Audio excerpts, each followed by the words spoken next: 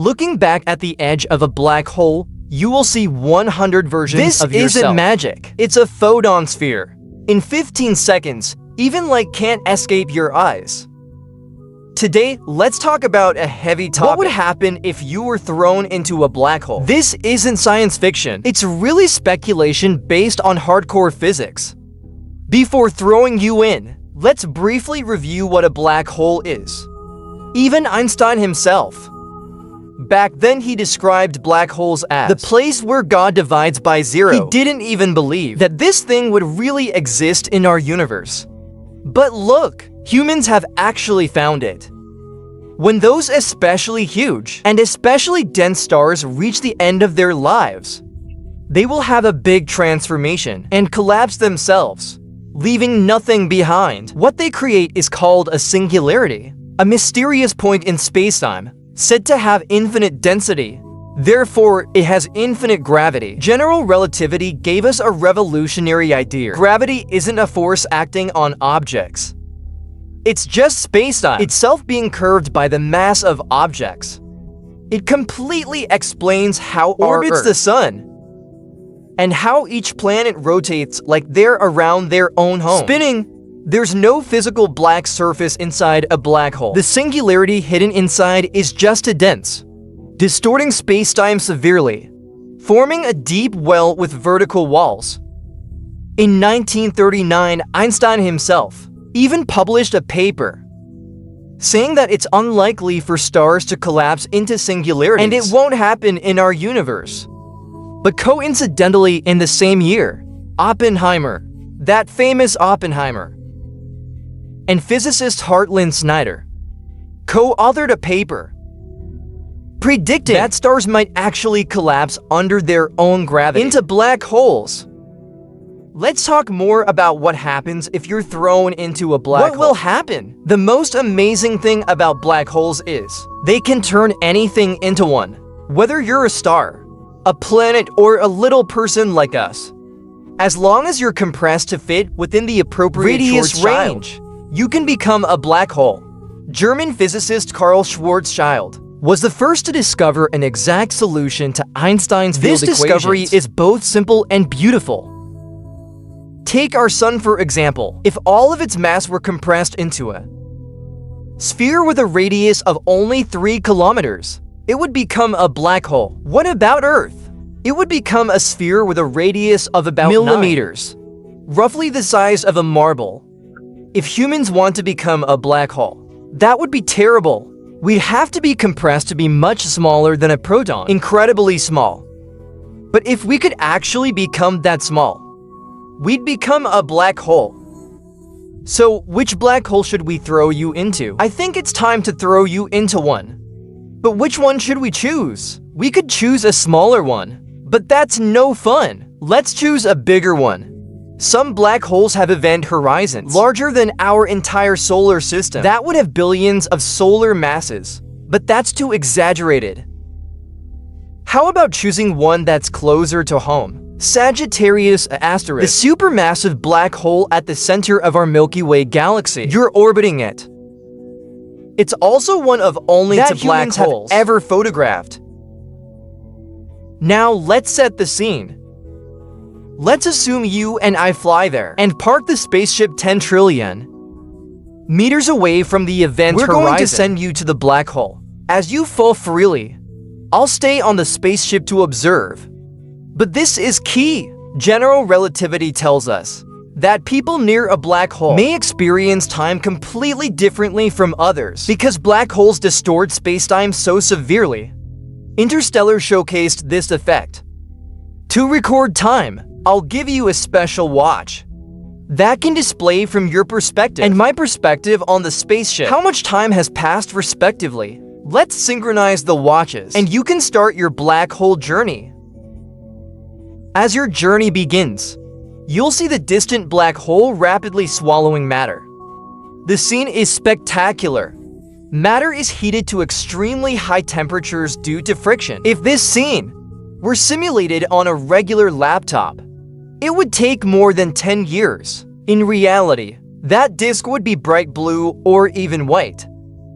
But in this simulation, it's made orange. so it's easier for us to observe.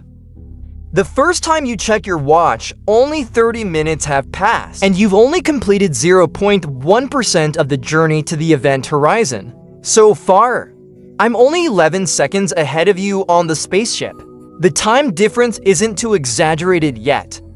Now we're closer to the black hole. The curvature of spacetime around the black hole is creating all sorts of strange visual effects. Light from the sides or even behind the black hole is bent before it reaches your eyes.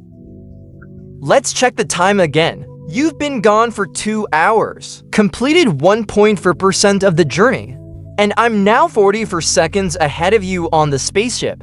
This time difference is a bit worrying, but it's not too outrageous yet.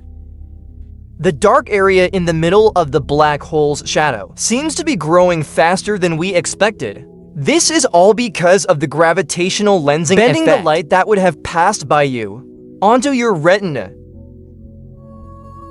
After a long time, you finally check your watch again. This look startled us.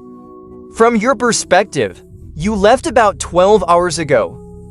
But for me, on the spaceship, I've been watching you drift towards the black hole for nearly 15.5 hours. We're very close to the black hole now. Things are about to get very strange. Before you reach the singularity, you'll come to a strange and magical place. If you're frozen in this special place, in time, and look around, the sight will surely shock you. You've reached the photon sphere. This is one of the strangest places in our known universe. In the photon sphere region, gravity is just right, allowing photons to orbit the black hole. It's not matter emitting or reflecting light, but the photons themselves being trapped in orbit. If this beam of light moves tangent to the black hole, it can orbit. But if the path changes even slightly, the photon either falls into the black hole or flies into space.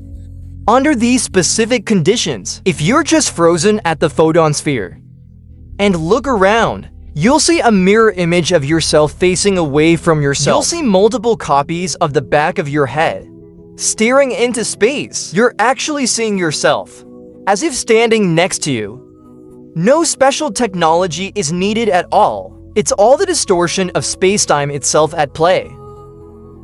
As you continue your journey, you're getting very close to the event horizon. Now we've passed the photon sphere. The black hole takes up more and more of your vision. It feels like you're being swallowed by darkness. This is because the darkness is twisting around you, revealing the back and sides of the black hole's shadow, as well as in flat spacetime, the parts that would normally be visible to you. You've been gone for 13 hours. In 24 minutes, you'll cross the event horizon. But from the spaceship, I've been watching your journey for nearly 20 hours. Another 18 minutes have passed. You check your watch again. Now, I've been observing you for nearly 40 hours. For you, the last 18 minutes have lasted a full 18 hours for me. The final moment arrives. In 6 more minutes, you will cross the event horizon of the black hole. You close your eyes, take a deep breath, check your watch, but it seems to be broken. It shows that I've been observing your fall for an infinitely long time, but it's not broken. That's how amazing physics is. I spent decades on the spaceship, watching you slowly approach the event horizon. Eventually, I saw you become redshifted, which means I'd have to use an infrared telescope to see you. I can never see you cross the event horizon. Even if I could live forever. For you, the last 6 minutes lasted an eternity for me on the spaceship. Sounds like science fiction, like a daydream, but it's absolutely true. It popped straight out of Einstein's equations. Now you're inside the event horizon.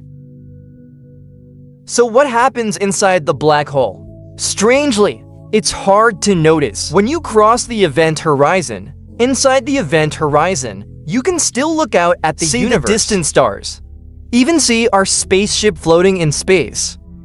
But all that light, like you, has to head towards the singularity. You've passed the point of no return. That point of infinite density, where all our physical laws break down. Time has stopped. If you want to escape the gravity of the singularity, you have to be faster than the speed of light. We all know that's impossible. A common misconception is, if you look out at the universe, a strong time dilation effect will let you see the entire future of the universe. History unfolds before your eyes. But this isn't actually true. Because of something called aberration, when you get close to the singularity, you'll see the external universe compressed into a thin little ring. Finally, when you get close enough to the singularity, your feet will be stretched out in front. Your body is being stretched out during the spaghettification process. You become one with the black hole, drifting together in the universe. Until eternity, this whole process is chilling to even think about. But you can't help but want to explore it. Black holes, these mysterious celestial bodies, we both love and fear them.